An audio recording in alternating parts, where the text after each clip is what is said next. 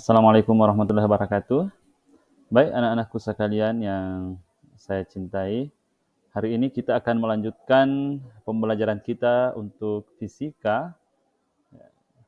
Kali ini Bapak akan memberikan materi berkaitan dengan Newton. Nah, judul materi Bapak adalah lebih dekat dengan Newton. Siapa sih Newton itu?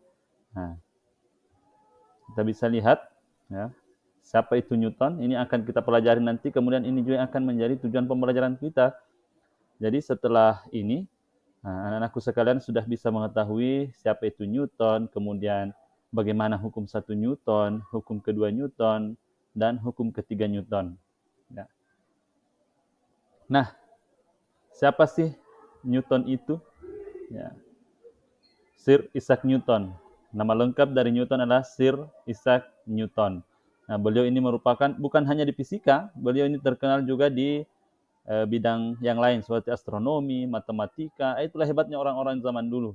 Ya, hebatnya orang-orang zaman dulu itu karena tidak hanya menguasai satu bidang, tetapi banyak bidang-bidang lain yang dikuasai. Contoh lain seperti misalnya Da Vinci. Da Vinci itu bukan cuma seniman, meskipun terkenalnya sekarang Da Vinci itu adalah seorang pelukis, tapi Da Vinci juga dikenal dengan astronomi, fisika, dan sebagainya. Jadi banyak ilmuwan-ilmuwan zaman dulu itu yang juga memiliki kemampuan atau keahlian di bidang-bidang lain.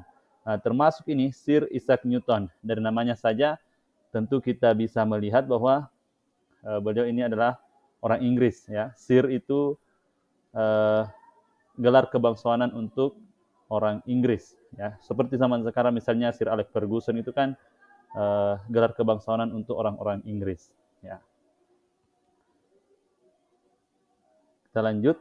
Nah, setelah itu kita mengenal Newton, kita akan melihat hukum-hukumnya ya. Jadi Newton itu mengemukakan beberapa hukum. Jadi saya mau ceritakan dulu hukum Newton ini. Ada sebuah cerita yang melegenda, meskipun ini tidak ditahu kebenarannya apakah benar atau tidak, tapi ini bisa menjadi bahan untuk kita bersama bagaimana belajar dari kejadian-kejadian di sekitar kita. Jadi Newton itu merupakan salah satu atau merupakan penemu gaya gravitasi ya. Gravitasi itu pertama kali dikemukakan oleh Newton, gravitasi klasik. Meskipun di kemudian hari atau zaman sekarang itu ada juga gravitasi uh, yang dikemukakan oleh Einstein ya. Itu sedikit berbeda. Tapi kita terlebih dahulu akan menceritakan bagaimana sih Newton itu menemukan gravitasi.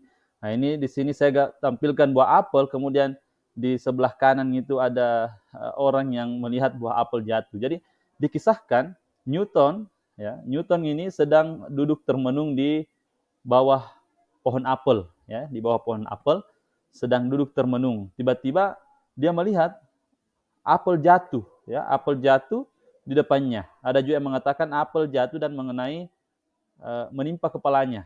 Nah, dari sini Newton kemudian berpikir, kenapa setiap benda yang jatuh itu jatuhnya ke bawah, tidak lari ke atas. Nah, jatuhnya ke bawah tidak lari ke atas.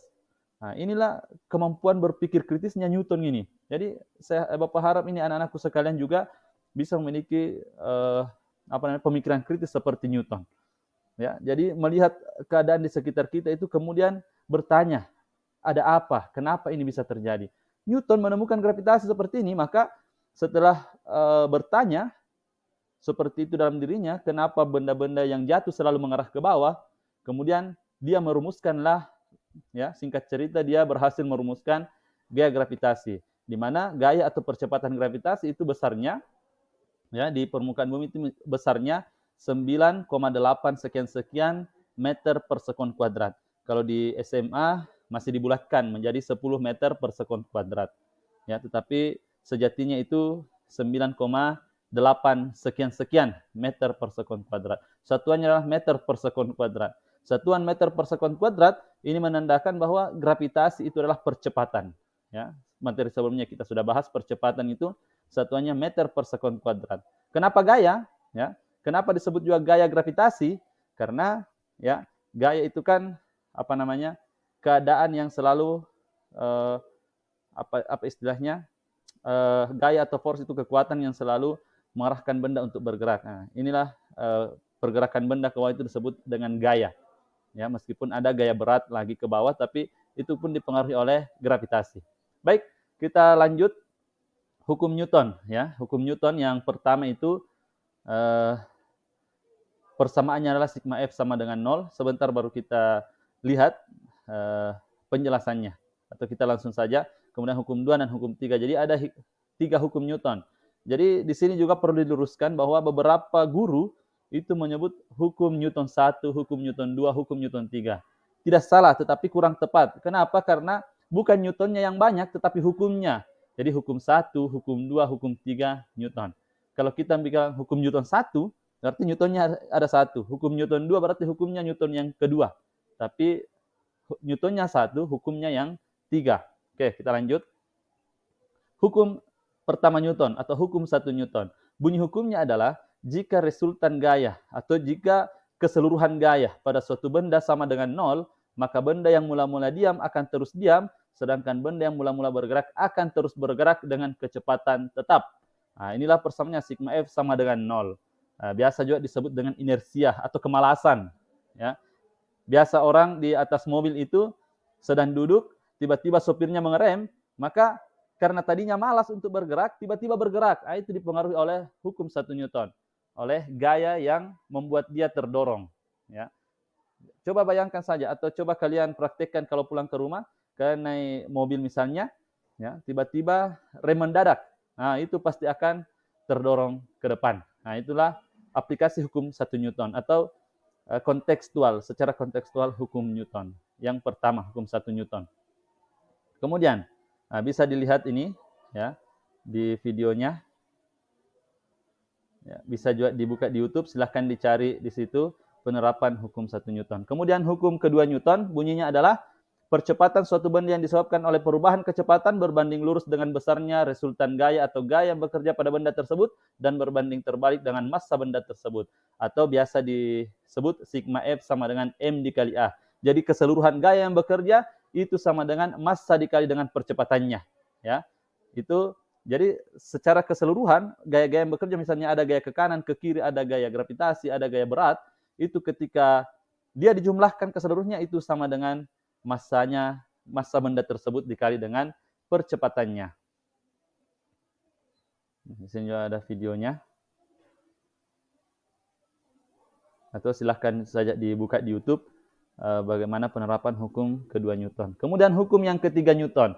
Hukum yang ketiga Newton itu lebih dikenal dengan aksi reaksi, di mana ketika kita memberikan aksi pada sebuah benda ya, atau gaya pada sebuah benda, maka benda tersebut akan memberikan gaya yang arahnya berbalik dengan arah yang kita berikan. Contoh, nah kita mendorong dinding, ya, kita mendorong dinding dengan tangan kita. Nah, kenapa dindingnya tidak bergerak? Karena dinding itu seolah-olah memberikan gaya yang sama besarnya dengan gaya yang kita berikan. Ya, atau kita menginjak lantai. Lantainya ya kita tidak terdorong ke bawah, ya kita tidak kita tidak terjerembab ke bawah lantai karena lantainya juga memberikan dorongan ke atas yang sama besarnya dengan gaya yang kita berikan ke lantai. Makanya dia dikenal dengan F aksi sama dengan min F reaksi. Tanda minus di situ itu artinya dia berlawanan arah, ya. Jadi F reaksi, F aksi sama dengan F reaksi. Nah, ini penerapannya silahkan juga dicari di YouTube, banyak. Ya, oke. Jadi mungkin itu saja. Terima kasih untuk hari ini dan insya Allah sudah bisa menjelaskan siapa itu Newton dan hukum-hukumnya. Terima kasih. Assalamualaikum warahmatullahi wabarakatuh.